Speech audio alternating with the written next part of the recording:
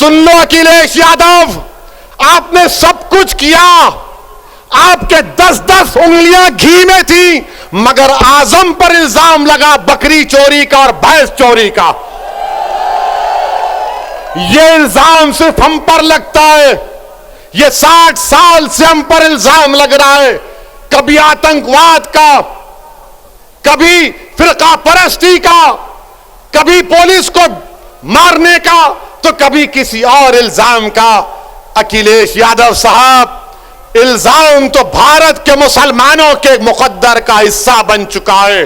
समाजवादी के अखिलेश नहीं बोलेंगे, अखिलेश बोलेंगे हमने रोड बनाए हैं। कुछ हुआ तो अखिलेश बोलेंगे मैं तो उसका उद्घाटन कर चुका था। कोई जवाब नहीं देंगे भैया।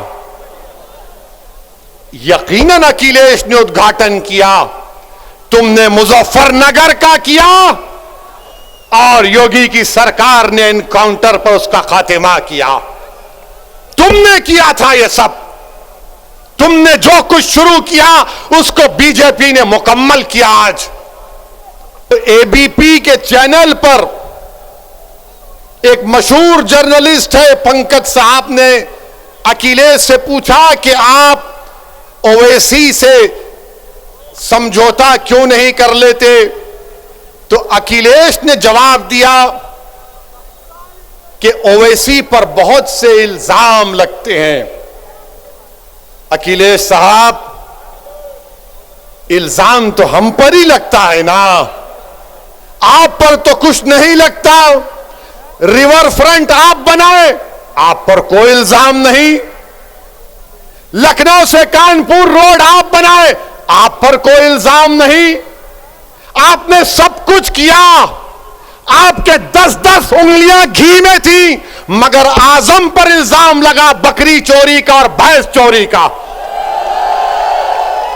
यह इल्जाम सिर्फ हम पर लगता है, यह 60 साल से हम पर इल्जाम लग रहा है, कभी आतंकवाद का, कभी फिरका परस्ती का, कभी पुलिस को मारने का, तो कभी किसी और इल्जाम का। अखिलेश यादव साहब, इल्जाम तो भारत के मुसलमानों के मुकद्दर का हिस्सा बन चुका है। अब हम इल्जामात की फिक्र नहीं करेंगे।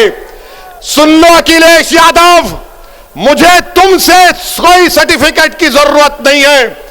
मैं इस जनता के दरमियान में जाकर अपनी दिल की बात करूंगा और उनके दिल को जीतूंगा और इनसे वोट का मुतालबा करूंगा।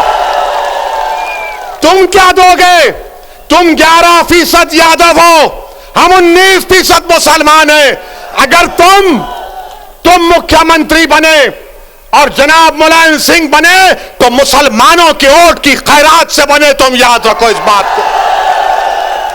हम पर इल्जाम, अरे हमारे पे कुछ इल्जाम लगा, हमारी तारीख गवाह है, हमारी नबी की सीरत की किताबें पुकार पुकार कर कह रही हैं कि जिस पर इल्जाम लगता है अल्लाह उसको कामयाब करता और करेगा इंशाअल्लाह ताला। इल्जाम है, कोई बात नहीं है, मगर याद रखो, चुनाव के बाद बच्चों की तरह नहीं रोना।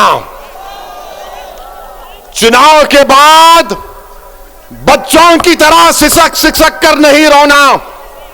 हम तो रोते हैं अपने रब के सामने हाथ उठाकर।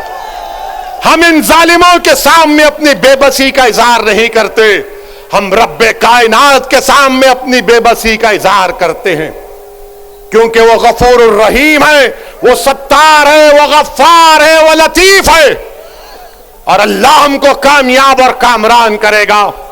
मेरे बस में इतना है, शौकत के बस में इतना है, महताब और हमारे अंबेडकर साहब की ताकत में बस इतना है कि मैं आपके पास जाकर अपनी बात को पूरी इखलास के साथ रख रहे हैं। दिलों में मोहब्बत डालने वाले का काम तो अल्लाह का है, दिलों को मोड़ने का काम तो अल्लाह का है। मैं तो बार बार कह रहा हूं कि अपने दिल पर हाथ रखकर मैंने आज आधे घंटे 40 मिनट में जो कुछ कहा, सोचो आप। अपने घर को जाओ, रात के अंधेरे में अगर तुम उठते हो तो सोचो इस बात को, कब तक हम सिसकियां लेकर कब तक हम इस गैर यकीनी कैफियत में अपनी जिंदगी को गुजारेंगे? भारत की जमहूरियत, अंबेडकर का बना हुआ संविधान हमको इस बात की इजाजत देता है कि हम सियासत में अपने नेता को अपनी हिस्सेदारी की बात करें, हिस्सेदारी के हिस्सा लें और अपनी क़यादत को, सियासी लीडरशिप को बनाएं। इससे भारत मजबूत होगा, इससे भारत का संविधान मजबूत होगा। यही चंद गुजारिशात मैं आप तक कहने के लिए आया हूं।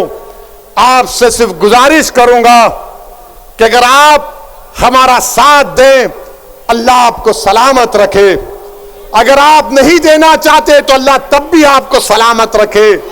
मगर मेरी इस बात को याद रखो, मेरी इस बात को याद रखो कि कहीं 60 साल के बाद कोई एक और दीवाना आकर मेरी जबान में इन आने वाले बच्चों से ना कह दे जो कल बूढ़े हो जाएंगे कि तुमको तुम्हारा हिस्सा नहीं मिला। हिस्सा उसी वक्त मिलेगा जब आप उठ खड़े होंगे, सियासी क़यादत बनाएंगे, अपने वोट से अपनी पार्टी को कामयाब करेंगे। जिस तरह ठाकुरों ने योगी को मान लिया, जिस तरह पिछड़ा वर्ग ने मोदी को अपना लिया, जिस तरह दलितों ने आज बहन जी और चंद्रशेखर आजाद को अपना नेता मानते हैं। आओ मुसलमानों, तुम मुझे नहीं तो खुद नेता बन जाओ, मैं तुम्हारे साथ ठहरने के लिए तैयार हूं। अस्सलाम वालेकुम व रहमतुल्लाहि व बरकातुहू।